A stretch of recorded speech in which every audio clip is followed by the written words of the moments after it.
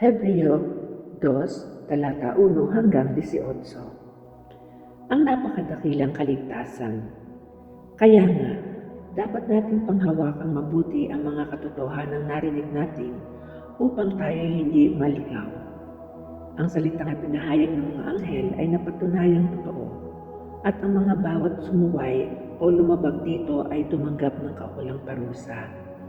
Ganyan din naman, hindi tayo makaiiwas sa parusa kapag hindi natin pinahalagahan ang kaligtasang ito na napakadakila. Ang Panginoon ang unang nagpahayag ng kaligtasang ito at ang mga nakarinig sa Kanya ay nagpatunay sa atin na ito'y totoo. Pinatunayan din ito ng Diyos sa pamamagitan ng mga tanda at iba't ibang himala at sa pamamagitan ng mga kaloob ng Espiritu Santo na ipinamahagi niya ayon sa Kanyang kalooban. Ang tagapangunan sa kaligtasan. Hindi sa mga anghel pinailalim ng Diyos ang sanlibutan na nooy Kanyang lilikhain. Ang sanlibutang tinutukoy namin sa halip ay ganito ang patunay sa isang bahagi ng kasulatan. Ano ang tao upang siya'y iyong alalahanin? O ang anak ng tao upang iyong pangalagaan?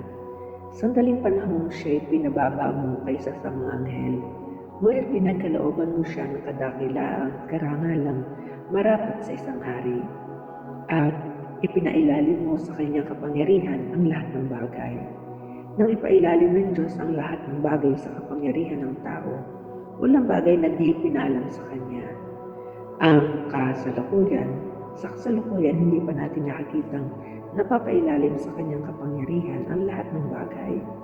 Subalit alam natin si Jesus, bagamat sandaling panahong pinababa kaysa mga anghel, ay binigyan ng karangalan at kadakilaan dahil sa Kanyang pagkamatay.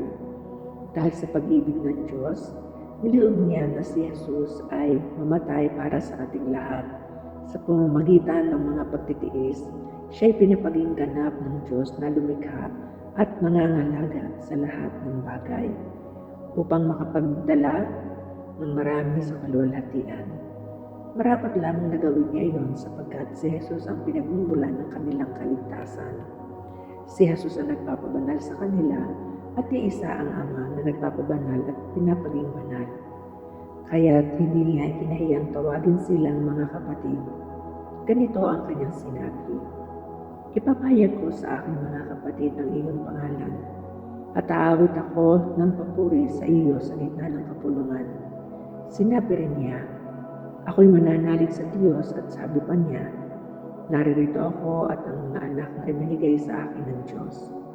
Yamang ang mga anak na tinutukoy niya ay tao, naging tao rin si Jesus tulad nila. May laman at dugo. Ginawa niya ito upang sa pamamagitan ng kanyang kamatayan ay maigupo niya ang dyablo na siyang may kapangyarihan sa kamatayan. Sa gayon, pinalaya niya ang lahat ng naging alipin habang panahon dahil sa kanilang takot sa kamatayan. Hindi ang mga anghel ang kanyang tinulungan, kundi ang lahi ni Abraham. Kaya kinakailangan matulad siya sa kanyang mga kapatid sa lahat ng paraan. Sa gayon, siya ay naging isang dakilang saserdote, mahabagin at tapat, naglilingkod sa Diyos at naghahandog ng hain sa ikapagpapatawad ng mga kasalanan ng tao. Sapagkat siya may tinukso at nagbata, kaya ngayon matutulungan niya ang mga tinutukso. Ang salita ng Diyos.